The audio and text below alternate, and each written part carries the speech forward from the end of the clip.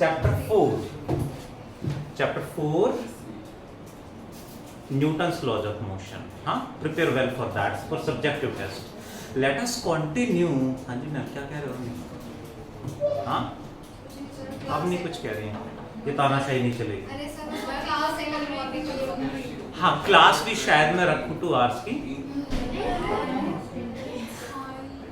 Sir रहम करो, maths के लिए। अच्छा ठीक है, केमिस्ट्री का भी सर। ओके ठीक है। मैथ्स का टेस्ट, मैथ्स की क्लास, फिजिक्स का टेस्ट, केमिस्ट्री का test. Good evening, welcome in our next regular class in which we will start next chapter, new chapter number 5. Chapter 5. Chapter 5, 11th class. Chapter का नाम is work, power, energy and collision. Short में लिखेंगे WPAC. Work, power, energy and collision. 4 major topics we will study: work, power, energy and collision. Can I start? Let us start with work. Lopa ma'am, what is work? हमने घर पे test के लिए 2 घंटे prepare करा, पढ़ाई की 2 घंटे रिवाइज किया, 2 घंटे हमने बहुत सारे टॉपिक्स लर्न किए. How much work you have done? Physics की लैंग्वेज में, साइंस की लैंग्वेज में 0. तो साइंस में, फिजिक्स में वर्क डन का मतलब क्या होता है समझिए जरा. Work done is defined as, कुछ बच्चे बोर्ड पे हैं ही नहीं, फिर बोलते सर ये क्वेश्चन तो आए, आपने कराया नहीं, पेपर में आ गया, फिर दिखाते, फिर मैं मैच कराता हूँ, अच्छा हाँ तो आया था. ठीक है सर. तो WPAC में वर्क डन की definition, work done is defined as the dot product of force and displacement. ये डेफिनेशन है और यही फॉर्मूला है. क्या डेफिनेशन है Garvit? Dot product of force and displacement. Displacement को, लिसन प्लीज, सामने ध्यान नहीं है और फिर प्रॉब्लम क्रिएट होते, फिर हम रट्टे मारते हैं. डिस्प्लेसमेंट को dx या x या ds या s, अलग अलग बुक्स में अलग अलग लिखा हुआ है. सबका मतलब हमें ध्यान रखना है क्या है? Displacement. Sir change in position कह सकते हो, but exactly it is displacement. So definition क्या बनी? Dot product of force and displacement. ध्यान दे प्लीज. डॉट हटा दे तो क्या होगा जी? डॉट हटा दे तो magnitude of f, magnitude of displacement dx into cos theta आ जाएगा. Where theta is smaller angle between them. Dot product हमने पढ़ा था, वही प्रॉपर्टी आ जाएगी. ये दोनों फॉर्मूले कब वैलिड हैं? जब force is constant. Force constant है, we can apply any one of the two. हमें देखना पड़ेगा. बट फोर्स वेरिएबल हुआ तो, फोर्स वेरिएबल हुआ तो इंटीग्रेट करना पड़ेगा जी. इंटीग्रेशन f डॉट dx और integration f dx cos theta when force is variable. When force is variable. अब क्वेश्चन आया, वर्क डन के मैंने कितने फॉर्मूले लिख दिए? 4. ठीक है, बट जो बेसिक कॉन्सेप्ट है, जो बुक्स में लिखा हुआ है, वो एक ही है. इसको एक्सपेंड करके ये सब बने हैं. वो बुक्स में नहीं लिखा हुआ है, हम पढ़ रहे हैं तो मैंने एक्सप्लेन करा है. और ये हमें ध्यान रखना है कि डेफिनेशन नहीं आएगी, वर्क डन की डेफिनेशन हमसे नहीं पूछेंगे, क्वेश्चन आएगा, न्यूमेरिकल आएगा, तो वहां हमें ध्यान रखना है कि कौन सा फॉर्मूला अप्लाई करें. 1 2 3 4. हमें प्रैक्टिस से ध्यान रखना है, डिसाइड करना, प्रैक्टिस करनी है कि कौन सा फॉर्मूला हम अप्लाई करेंगे। न्यूमेरिकल्स कराऊंगा जिससे आपको पता चले कि यहाँ ये और यहाँ ये फॉर्मूला अप्लाई करना है।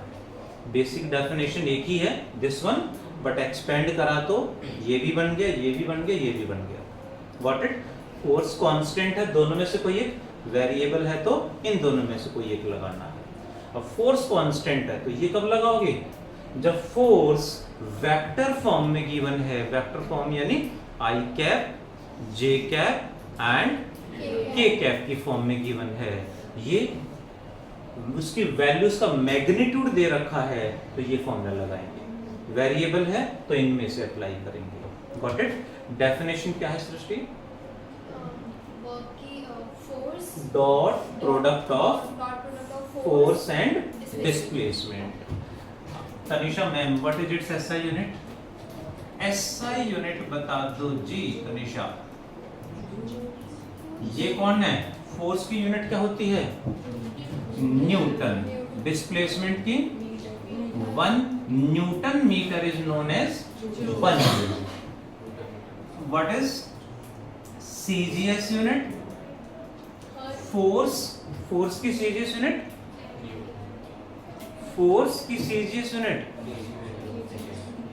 सीजीएस में केजी होता ही नहीं, सीजीएस यूनिट, हाँ, फोर्स की सीजीएस यूनिट क्या होती है? डाइन। क्या होती है? डायन नहीं, डाइन। ठीक है? और डिस्प्लेसमेंट के लिए centimetre, 1 dyne centimetre is known as 1 ERG, erg या आर्च, जो मर्जी प्रोनाउंस करें, एग्जाम में बोल के नहीं बताना, लिख के बताना है। दैट्स व्हाई आर्क या आर्च योर चॉइस। ठीक है जी? What is the relation between them? 1 joule equals to how many ergs? 10 की पावर 7 अर्क्स। ये चैप्टर 1 में conversion of 1 unit into another dimension की एक एप्लीकेशन थी, वहां हमने पढ़ा था इसको। इसमें कन्वर्जन में क्वेश्चन है मॉड्यूल में, चैप्टर 1 में हमने पढ़े हैं, एनसीईआरटी में भी है। ये इसके इक्वल कैसे हुआ चैप्टर 1 में कर चुके हैं। रिवाइज करना चाहें कर सकते हैं, यहाँ डायरेक्टली याद रखना पड़ेगा। 1 erg equals to how many joules? 1 erg equals to 10 की पावर कितने? -7 हो जाएगा। ठीक है? Richa ma'am, scalar vector work done, why? Work done is scalar, why? Because dot product हमेशा स्केलर होता है। डॉट प्रोडक्ट हमेशा स्केलर क्वांटिटी होता है। डॉट प्रोडक्ट कहीं भी आ गया, रिजल्ट हमेशा स्केलर आएगा, इसलिए डॉट प्रोडक्ट का दूसरा नाम क्या था? Scalar product. Scalar product. Next पे चलते हैं। इट इज पॉजिटिव और negative. Work done may be positive, may be negative and may be 0। Work done positive कब होगा जी? वर्क डन इज पॉजिटिव कब? जब cos थीटा क्या आ रहा है साथ में? cos थीटा आ रहा है ना? जब cos थीटा पॉजिटिव होगा तो वर्क डन भी पॉजिटिव होगा। cos थीटा पॉजिटिव कहाँ होता है? और what value of theta? cos theta is positive 0 to 90 नहीं, लेस देन 90। 90 डिग्री पे पॉजिटिव नहीं होता, 0 होता है। cos 90 तो 0 हो जाएगा ना। For all theta less than 90, got it?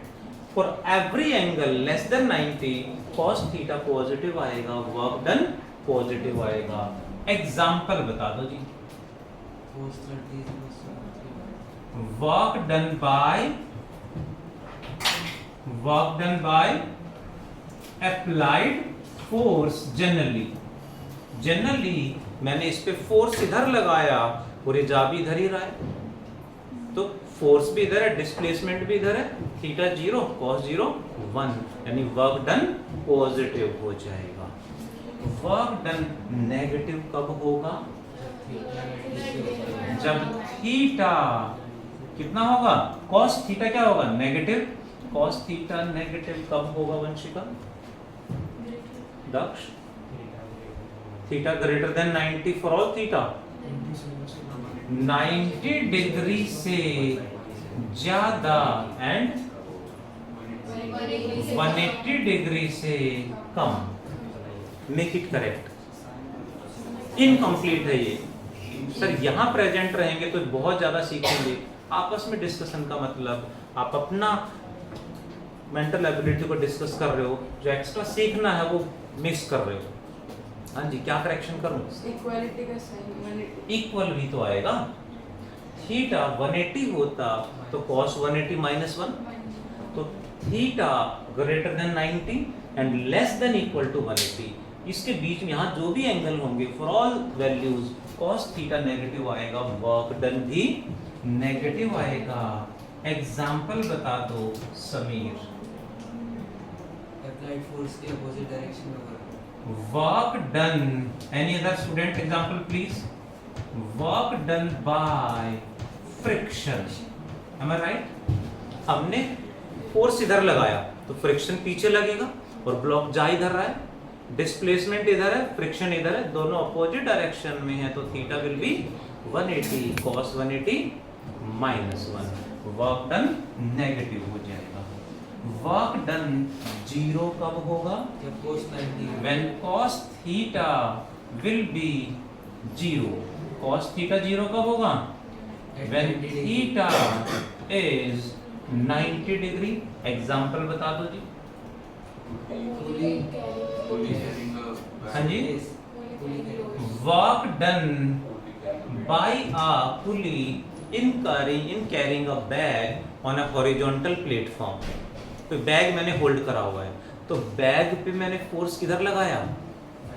Bag को गिरने नहीं दे रहा, मतलब ऊपर फोर्स लगा रखा है और मूवमेंट इधर है, तो फोर्स इधर है, डिस्प्लेसमेंट इधर, angle is 90 degree. So work done is 0। One more, work done bye centripetal force. Work done bye centripetal force is always 0। Actually ये वाला एग्जांपल अक्सर न्यूमेरिकल्स में, कॉन्सेप्चुअल में, असर्शन रीजन में यूज कर लेते हैं। सेंट्रीपिटल फोर्स का वर्क डन हमेशा 0 होगा। क्या होता है centripetal force? Force toward centre करता क्या है? विच चेंजेस ओनली डायरेक्शन, जो स्पीड को नहीं डायरेक्शन को चेंज करता है। क्लियर? कई बार हम सोचते हैं यहां से चले, पूरा चक्कर लगा के वहीं आ गए, work done bye centripetal force 0। यहां से चल के हाफ में गए, अब work done bye centripetal force अब भी 0 ही रहेगा। कई बार सोचते हैं पूरे सर्कल में 0 होगा, हाफ में नहीं होगा। यहां से क्वाड्रेंट में चले गए, सिर्फ यहां तक आए हैं, अब वर्क डन अब भी 0 है। कितना भी मूव करें, सेंट्रीपिटल फोर्स का वर्क डन हमेशा 0 होगा। कंप्लीट रेवोल्यूशन हो, 2 रेवोल्यूशन हो, हाफ रेवोल्यूशन हो, 1/3 हो, वर्क डन विल बी 0। इस पे क्वेश्चन अक्सर बनता है, एमसीक्यू या असर्शन रीजन, ध्यान रहेगा। नेक्स्ट इज, एक और एग्जांपल लेंगे। वर्क डन इज 0 का फर्स्ट एग्जांपल ये है। One more example, when displacement is 0। Displacement 0 होगा तो भी 0 हो गया। एग्जाम्पल बताओ जी। पुशिंग अ वॉल, किसी भी वॉल को पुश करेंगे तो फोर्स तो लगाया है, बट डिस्प्लेसमेंट कितना है? वॉल तो वही है, so displacement is 0, means work done is 0। Got it all of you? What is work? Definition is dot product of force and displacement. ध्यान से दें, सबसे पहले ये नहीं लिखना, इससे पहले वर्क डन को जो मैंने वर्ड्स में बोला है वो वर्ड्स में लिखना है, उसके बाद ये नोट डाउन करना है। डू फास्ट एवरीवन, फिर न्यूमेरिकल्स करेंगे, क्वेश्चन करेंगे, जल्दी से करें, फिर न्यूमेरिकल्स करेंगे। देखें जरा,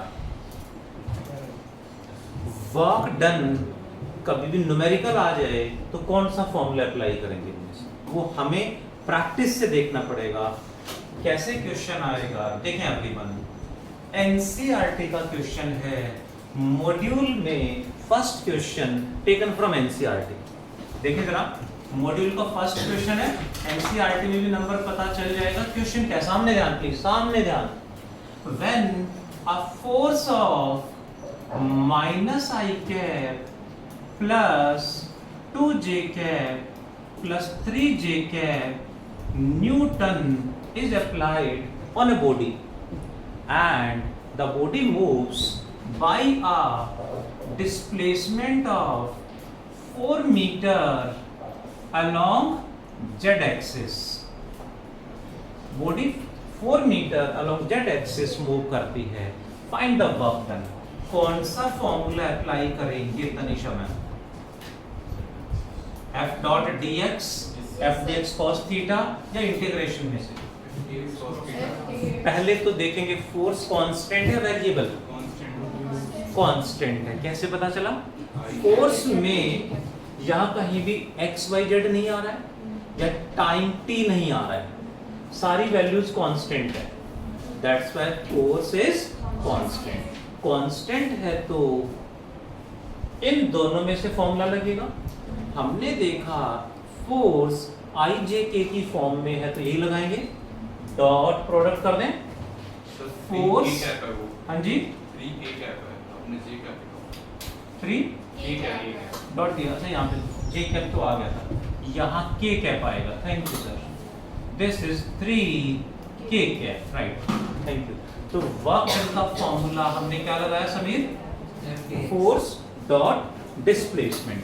force is -i plus 2j plus 3k dot, Tanisha ma'am displacement कितना रखूं? 4 मीटर लंबा। Sanya 4 metre along Z axis का मतलब 4 i कैप है, j कैप है या k कैप है? क्या है? k कैप, जेड एक्सिस यानी k कैप। तो डिस्प्लेसमेंट ये हो गया, फोर्स ये हो गया। डॉट प्रोडक्ट कैसे करते हैं हंशिका? i को i से, j को j से, k को k से मल्टीप्लाई करते हैं। व्हाट इज द आंसर निकलेगा? हाँ जी मैम, यहाँ कितना हाई के साथ? -1, यहाँ कितना हाई के साथ? 0, -1 इंटू 0, यहाँ j के साथ 2, यहाँ j के साथ 2 इंटू 0, 0, यहाँ k के साथ 3, यहाँ 4, so 12। Answer is what? 12 joule. k cap कहाँ गए? k डॉट k 1 हो जाता है तो वो हट जाते हैं। Got it all of you? ये है एनसीईआरटी का क्वेश्चन, मॉड्यूल में फर्स्ट क्वेश्चन है। इस तरह से एग्जाम में क्वेश्चन हमें देखने को मिल सकते हैं। वर्क डन की डेफिनेशन क्लियर है? Next topic is work energy. Work energy theorem, work energy theorem, WE theorem कह देते हैं। What it states? Work energy theorem states that total work done by all the forces, what it states? Total work done by all the forces, that means जितने भी force लग रहे हैं सबका work done निकालो, ऐड कर दो। That means इसका मतलब है work done by net force, दोनों का मतलब सेम है और इसको हम शॉर्ट में लिखेंगे W total. W total means total work done bye all the forces या फिर वर्क डन बाय नेट, दोनों का मतलब सेम है।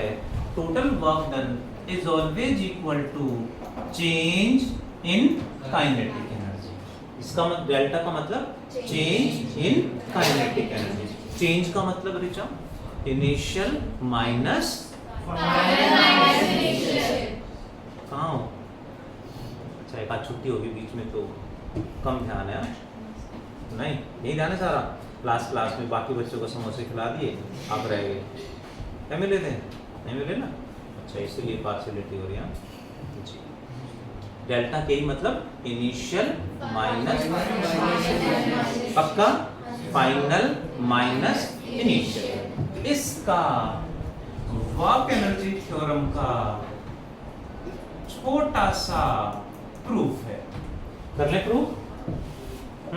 छोटा सा प्रूफ है। पिछली क्लास में भी छोटा सा बोला, हाँ दो पेज छोटा सा प्रूफ, 2 पेज का था जी। इसको प्रूव करने के 2 मेथड हैं। पहला कांस्टेंट फोर्स के लिए, दूसरा वेरिएबल फोर्स के लिए। दोनों में से एग्जाम में एक ही करना होगा यदि आता है तो, ठीक है? हाँ लोग काफी ज्यादा गहन चिंतन में हो, सामने जान प्लीज एक्टिव हो जाओ। अच्छा वो सोच रहे हो समोसे कब मिलेंगे? उस दिन ऐसे ही बढ़ रहे थे फ्री में। हाँ तो बाई कोइंसिडेंस की बात होती है, कुछ बच्चों को जबरदस्ती खिलाया हमने यार, खा ही नहीं रहे थे। देखें जरा प्लीज, फिर मंगा देंगे। Okay first let us prove work energy theorem for constant force. पहले कांस्टेंट फोर्स के लिए प्रूव करेंगे वर्क एनर्जी थ्योरम। तो क्या लेके चलें, LHS या RHS? Taking LHS। LHS में क्या है?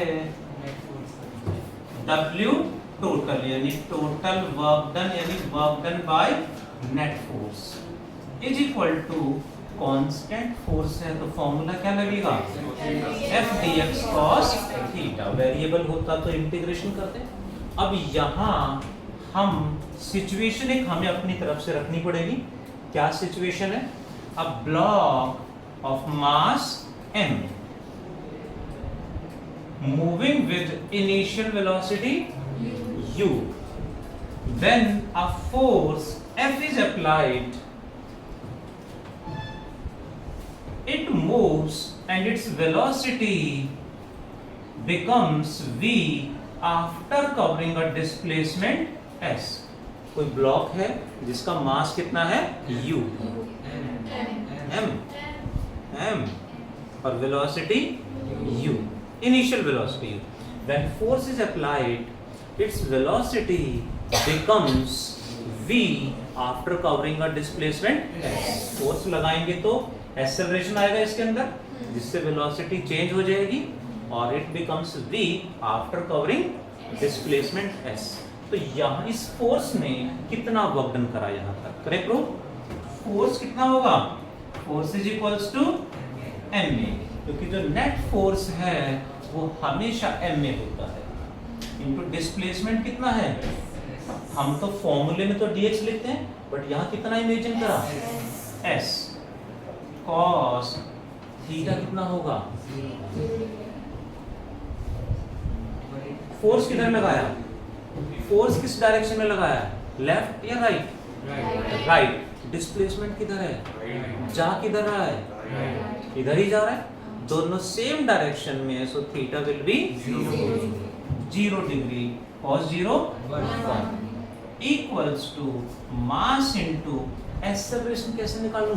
बाय यूजिंग कौन सी इक्वेशन? First equation of motion. First equation लगाएं या सेकंड? फर्स्ट या सेकंड लगा सकते हैं using equation number 3। Why not first and second? Time की बात ही नहीं हो रही तो थर्ड ही यूज करेंगे। क्या है third equation? b square minus u square equals to 2as में मानसी मैम a की वैल्यू बता दो। यहाँ से कितना होगा a की value? b square minus u square by 2as। 2s एक ही जगह आ गया, ये वाला s as it is cos 0 हो गया 1। बहुत बढ़िया। कुछ काट रहा है? क्या बचा? m v v square by 2 minus m u square by 2 means final kinetic energy minus initial kinetic energy यानी change in kinetic energy hence proved. Can you do fast? Requesting एक बार रीड करें, उसके बाद बिना हेल्प के self attempt करें, फिर match कर ले, कोई मिस्टेक तो नहीं हो रही। ये अपनी कैचिंग पावर को चेक करने का सबसे आसान तरीका है।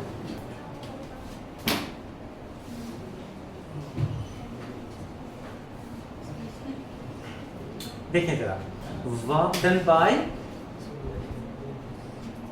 अप्लाइड फोर्स, नेट फोर्स हमने कैलकुलेट करा फॉर कांस्टेंट फोर्स, इसी को हम डेराइव करें for variable force. Let us do the same for variable force. Variable force के लिए डेराइव करना होगा तो क्या कैसे करेंगे, देखें जरा। टेकिंग LHS, सेम वही W टोटल यानी टोटल वर्क डन LHS लेके चलना है इज इक्वल्स टू, अब वेरिएबल फोर्स है तो व्हाट वी डू, इंटीग्रेट करना पड़ेगा। Integration f dx cos theta, variable force है, इंटीग्रेट करना पड़ेगा। इंटीग्रेशन फोर्स का फॉर्मूला ma, डिस्प्लेसमेंट अभी dx ही रखेंगे cos 0 डिग्री, क्योंकि फोर्स और डिस्प्लेसमेंट जनरली सेम डायरेक्शन में होते हैं। अब यहाँ एक्सेलरेशन का फॉर्मूला कांस्टेंट था तो हमने थर्ड इक्वेशन से निकाल लिया। अब वेरिएबल है तो a की वैल्यू क्या लेके चले, a का फॉर्मूला कौन बताएगा, instantaneous acceleration dv by dt, बहुत बढ़िया। a की value dv by dt put कर दिया, m कांस्टेंट बाहर आ गया, m कांस्टेंट बाहर आ गया, a की वैल्यू पुट कर देंगे dv by dt into dx, cos 0 की वैल्यू आ रहा 0 1, cos 0 हो गया 1, and what is dx by dt हमने, and dx by dt को क्या लिख दें, instantaneous velocity. dx by dt velocity था तो इट बिकम्स m इंटीग्रेशन, एक बच्चे ने कहा dv square which is wrong, v square नहीं होगा जी, जो ये dv है ये d इंटू वी, दो अलग अलग नहीं है क्वांटिटी, dv एक सिंगल क्वांटिटी है and v different single quantity है, v अलग है dv अलग है। v क्या है, इंस्टेंटेनियस वेलोसिटी है, एंड dv यहाँ पे एक्सेलरेशन के फॉर्मूले से आया है, तो v एज इट इज रहेगा, इससे मल्टीप्लाई है क्योंकि ये v अलग नहीं है, dv सिंगल टर्म है, वैसे मल्टीप्लाई कभी नहीं होगा। व्हाट आर द लिमिट्स, कौन डिसाइड करता है लिमिट्स, जो d के साथ है, d के साथ कौन है, v क्या है, वेलोसिटी, तो यहाँ इनिशियल वेलोसिटी, यहाँ final velocity, m into v dv का इंटीग्रेशन कौन बताएगा, कितनी पावर है v की, 1 है, 1 ऐड कर दो, v स्क्वायर, और पावर जो रहेगी पावर में रहेगा नीचे भी आ जाएगा, जैसे इंटीग्रेट करा ये सिंबल हट जाएगा, लिमिट्स स्क्वायर ब्रैकेट पे आ जाएंगी u टू v, पुट कैसे करोगे,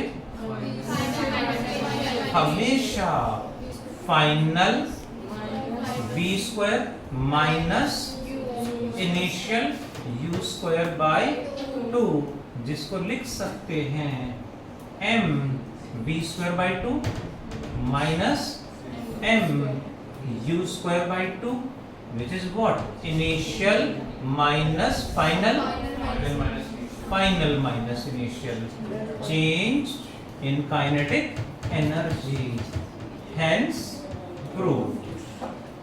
What it all of you? Do fast everyone. Mark कर लें. HW क्या दे दें?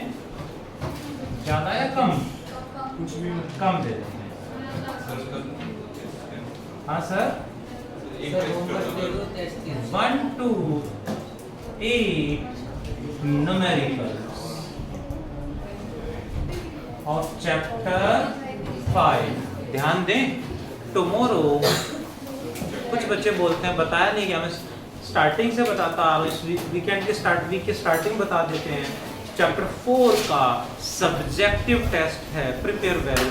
Thank you. Bye. Take care. Chapter writing नहीं है.